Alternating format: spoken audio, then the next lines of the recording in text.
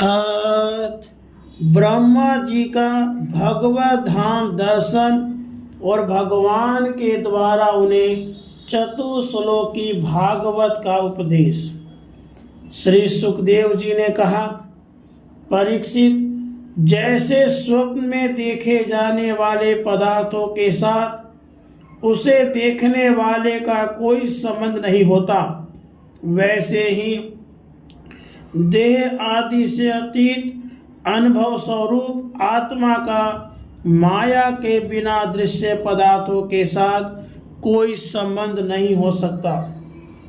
विविध रूप वाली माया के कारण वह विविध रूप वाला प्रतीत होता है और जब उसके गुणों में रम जाता है तब यह मैं हूँ या मेरा है इस प्रकार मानने लगता है।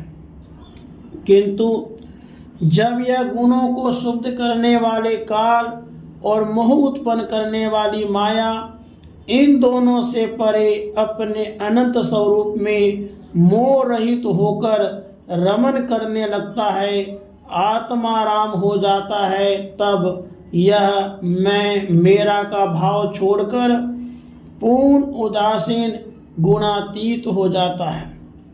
ब्रह्मा जी के निष्कपट तपस्या से प्रसन्न होकर भगवान ने उन्हें अपने रूप का दर्शन कराया और आत्म तत्व के ज्ञान के लिए उन्हें परम सत्य परमार्थ वस्तु का उपदेश किया। तीनों लोकों के परम गुरु आदि देव ब्रह्मा जी अपने जन्म स्थान कमल पर बैठकर सृष्टि करने की इच्छा से विचार करने लगे, परंतु जिस ज्ञान दृष्टि से सृष्टि का निर्माण हो सकता था और जो सृष्टि व्यापार के लिए वांछनीय है, वह दृष्टि उन्हें प्राप्त नहीं हुई। एक दिन वो यही चिंता कर रहे थे कि प्रलय के समुद्र में उन्होंने व्यंजनों के 16वें एवं 21वें अक्षर त और प को तप तप तप करो इस प्रकार 2 बार सुना। परीक्षित, महात्मा लोग इस तप को ही त्यागियों का धन मानते हैं। यह सुनकर ब्रह्मा जी ने वक्ता को देखने की इच्छा से चारों ओर देखा, परंतु वहां दूसरा कोई दिखाई नहीं दिया। वे अपने कमल पर बैठ गए और मुझे तप करने की प्रत्यक्ष आज्ञा मिली है ऐसा निश्चय कर और उसी में अपना हित समझकर उन्होंने अपने मन को तपस्या में लगा दिया। ब्रह्मा जी तपस्वियों में सबसे बड़े तपस्वी हैं, उनका ज्ञान अमोघ है। उन्होंने उस समय 1,000 दिव्य वर्ष पर्यंत एकाग्र चित्त से अपने प्राण, मन, कर्मेंद्रियां और ज्ञान इंद्रियों को वश में करके ऐसी तपस्या की जिससे वे समस्त लोगों को प्रकाशित करने में समर्थ हो सके। उनकी तपस्या से प्रसन्न होकर भगवान ने उन्हें अपना वह लोक दिखाया जो सबसे श्रेष्ठ है और जिससे परे कोई दूसरा लोक नहीं है। उस लोक में किसी प्रकार के क्लेश, मोह और भय नहीं है। जिन्हें कभी एक बार भी उसके दर्शन का सौभाग्य प्राप्त हुआ है, वे देवता बार बार उसकी स्तुति करते हैं। वहाँ रजोगुण, तमोगुण और इनसे मिला हुआ सत्व गुण भी नहीं है।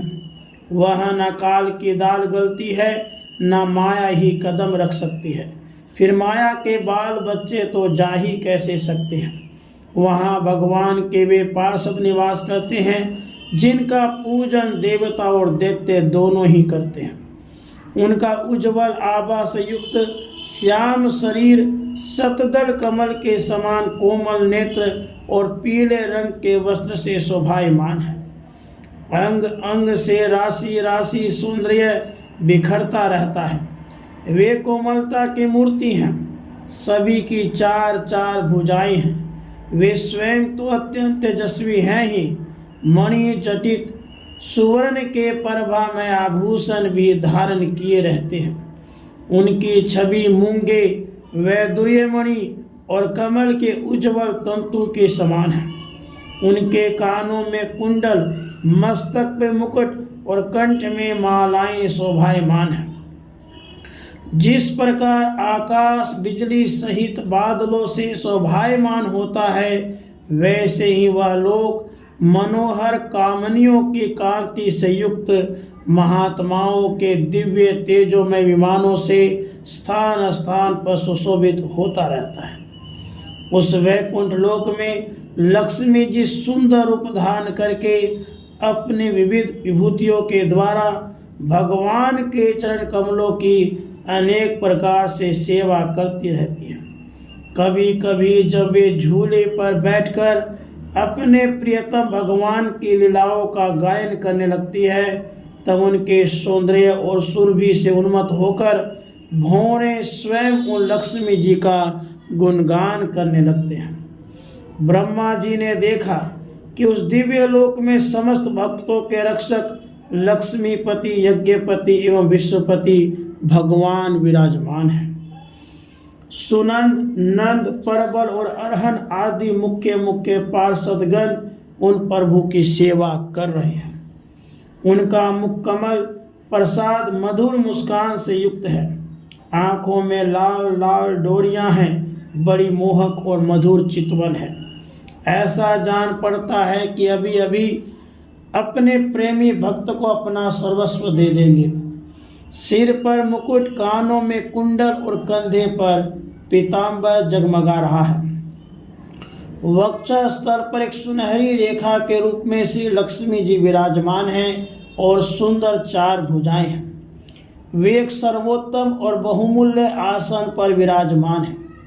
पुरुष, प्रकृति, महतत्व, अहंकार, मन, 10 इंद्रियें, शब्द आदि 5 तन्मात्राएं, पंचभूत, ये 25 शक्तियां मूर्तिमान होकर उनके 4 ओर खड़ी हैं। समग्र ऐश्वर्य, धर्म, कीर्ति, श्री, ज्ञान और वैराग्य, इन 6 नित्य सिद्ध स्वरूपभूत शक्तियों से वे सर्वदा युक्त रहते हैं। उनके अतिरिक्त और कहीं भी ये नित्य रूप से निवास नहीं करती। वे सर्वेश्वर प्रभु अपने नित्य आनंदमय स्वरूप में ही नित्य निरंतर निमग्न रहते हैं। उनका दर्शन करते ही ब्रह्मा जी का हृदय आनंद के उद्रेक से लबालब भर गया। शरीर पुलकित हो उठा, नेत्रों में प्रेम अश्रु छलक आए।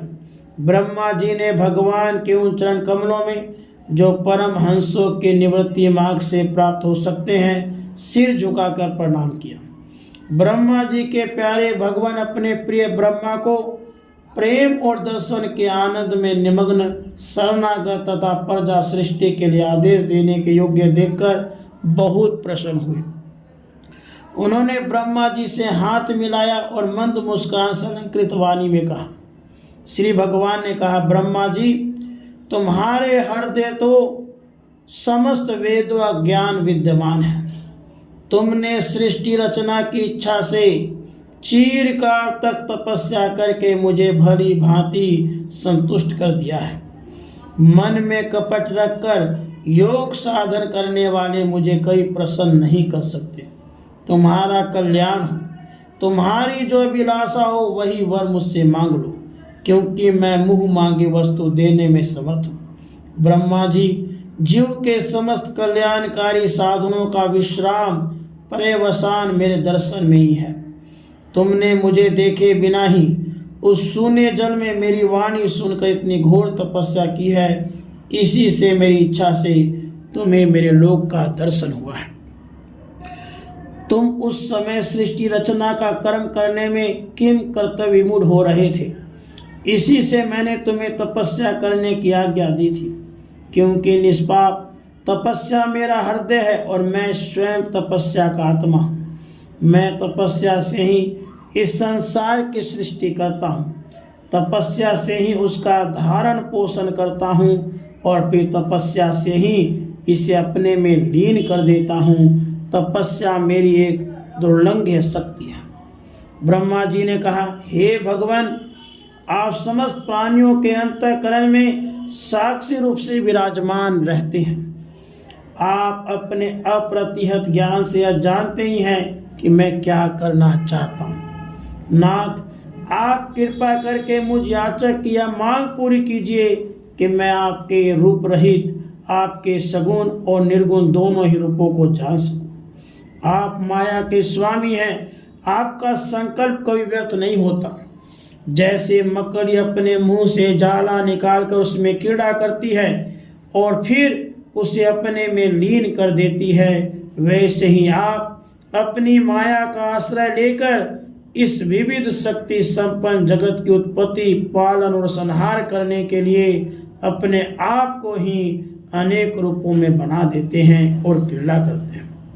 इस प्रकार आप कैसे करते हैं, इस मर्म को मैं जान सकूं, ऐसा ज्ञान आप मुझे दीजिए।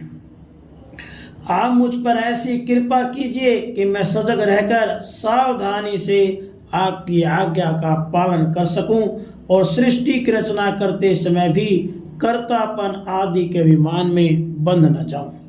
प्रभु, आपने एक मित्र के समान हाथ पकड़कर मुझे अपना मित्र स्वीकार किया है, अतः जब मैं आपकी सेवा सृष्टि रचना में लगूं और सावधानी से पूर्व सृष्टि के गुण कर्मानुसार जीवों का विभाजन करने लगूं, तब कहीं अपने को जन्म कर्म से स्वतंत्र मानकर प्रबल अभिमान न कर बैठूं। श्री भगवान ने कहा, अनुभव, प्रेमा, भक्ति और साधनों से युक्त अत्यंत गोपनीय अपने स्वरूप का ज्ञान मैं तुम्हें कहता हूँ, तुम उसे ग्रहण करो। मेरा जितना विस्तार है, मेरा जो लक्षण है, मेरे जितने और जैसे रूप, गुण और लीलाएं हैं, मेरी कृपा से तुम उनका तत्व ठीक ठीक वैसा ही अनुभव करो। सृष्टि के पहले केवल मैं ही मैं था, मेरे अतिरिक्त न स्थूल था न सूक्ष्म और न तो दोनों का कारण अज्ञान। जहाँ यह सृष्टि नहीं है वहाँ मैं ही मैं हूँ, और इस सृष्टि के रूप में जो कुछ प्रतीत हो रहा है वह भी मैं ही हूँ, और जो कुछ बच रहेगा वह भी मैं ही हूँ। वास्तव में न होने पर भी जो कुछ अनिर्वचनीय वस्तु मेरे अतिरिक्त मुझ परमात्मा में दो चंद्रमाओं की तरह मिथ्या ही प्रतीत हो रही है, अथवा विद्यमान होने पर भी आकाश मंडल के नक्षत्रों में राहु की भांति जो मेरी प्रतीति नहीं होती, इसे मेरी माया समझना चाहिए। जैसे प्राणियों के पंचभूत रचित छोटे बड़े शरीरों में आकाश आदि पंच महाभूत उन शरीरों के कार्य रूप से निमित्त होने के कारण प्रवेश करते भी हैं, और पहले से ही उन स्थानों और रूपों में कारण रूप से विद्यमान रहने के कारण प्रवेश नहीं भी करते, वैसे ही उन प्राणियों के शरीर की दृष्टि से मैं उनमें आत्मा के रूप में प्रवेश किए हुए हूँ, और आत्म दृष्टि से अपने अतिरिक्त और कोई वस्तु न होने के कारण उनमें प्रविष्ट नहीं भी हूँ। यह ब्रह्म नहीं, यह ब्रह्म नहीं, इस प्रकार निषेध की पद्धति से और यह ब्रह्म है, यह ब्रह्म है, इस अन्वय की पद्धति से ही सिद्ध होता है कि सर्वातीत एवं सर्वस्वरूप भगवान ही सर्वदा और सर्वत्र स्थित है। वही वास्तविक तत्व है। जो आत्मा अथवा परमात्मा का तत्व जानना चाहते हैं, उन्हें केवल इतना ही जानने की आवश्यकता है। ब्रह्मा जी, तुम अविचल समाधि के द्वारा मेरे सिद्धांत में पूर्ण निष्ठा कर लो, इससे तुम्हें कल्प कल्प में विविध प्रकार के सृष्टि रचना करते रहने पर भी कभी मोह नहीं होगा। श्री सुखदेव जी कहते हैं, लोक पितामह ब्रह्मा जी को इस प्रकार उपदेश देकर अजन्मा भगवान ने उनके देखते ही देखते अपने उस रूप को छिपा लिया।